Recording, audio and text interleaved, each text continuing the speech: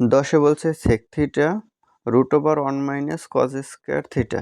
তাহলে sec theta কি হয় 1/cos থিটা, যেহেতু 1 - cos স্কয়ার থিটা আছে ওইটা থেকে আমরা সাইনে যেতে পারবো, এই জন্য sec থিটারে নিলাম 1/cos theta into √1 - cos square theta. তাহলে 1 - cos square theta sine square theta, তাহলে তার উপরে আছে রুট, তাহলে সাইন স্কয়ারের স্কয়ারটা বাদ যাবে, তাহলে শুধু সাইন থিটা থাকে।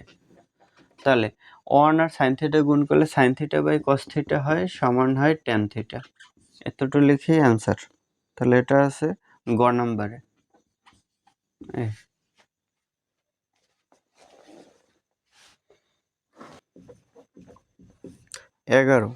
11তে বলছে ট্যান এর সমান 4/3, তাহলে সেক এ এর মান কত? তাহলে ট্যান এ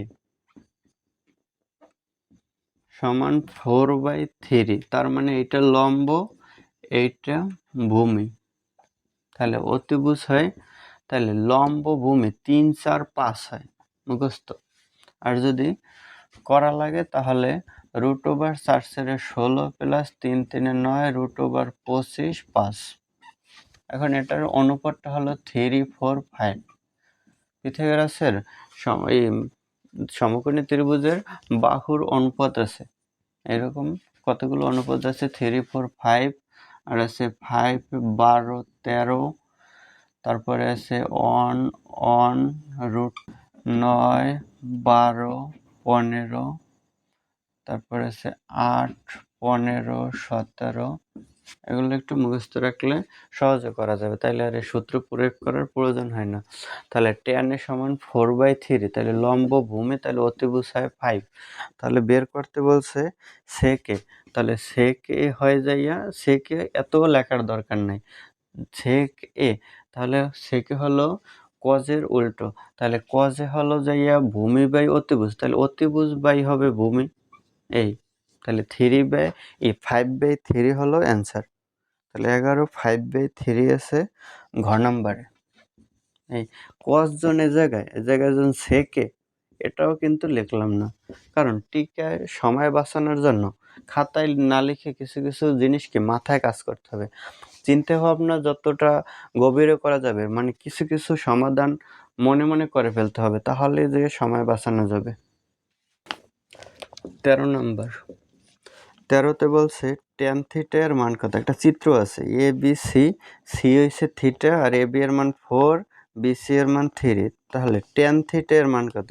ট্যান থিটা হলো লম্ব বাই ভূমি, তাহলে সি থিটা হলে 3 হলো ভূমি আর লম্ব হলো 4, তাহলে ট্যান থিটা হয় 4/3, তাহলে 4/3 হলো অ্যান্সার।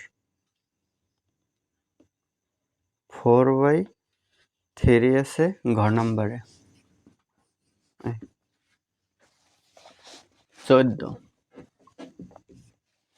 14তে বলছে ট্যান থিটা সমান 5/2 হলে কট স্কয়ার এর মান কত?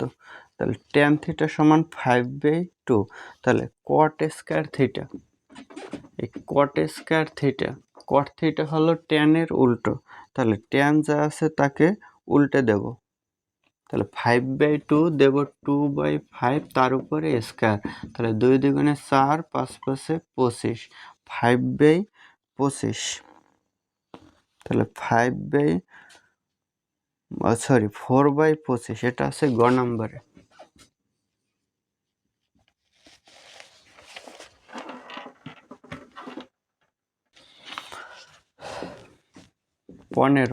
15তে বলছে sec square theta minus tan square theta plus 1, তাহলে sec square theta minus tan square theta এটা হলো 1 সূত্র, আর হাফ যোগ করলে হয় 2, 2 প্লাস 1 সমান 3/2, তাহলে 15 হয় 3/2, আছে ঘ নাম্বারে। দেখবো 17তে বলছে চিত্র অনুযায়ী বিসি এর মান কত? একটা চিত্র আছে, চিত্রটা একটু আঁকি বোঝানোর জন্য, এগুলো আঁকাও যাবে না, মানে চিত্র প্রশ্ন দেওয়া থাকবে ওইটা ধরেই করতে হবে। থিটা হচ্ছে 30 ডিগ্রি, এটা এ, এটা বি, এটা সি, এর জায়গায় √5, এটা হলো √5, তাহলে 30° আছে। বলছে বিসি এর মান, তাহলে বিসি তাহলে এটা যদি কোণ হয় তাহলে এটার বিপরীত হবে লম্ব, তাহলে এটা লম্ব আর এটা তো অতিভুজ এমনিতেই বোঝা যায়।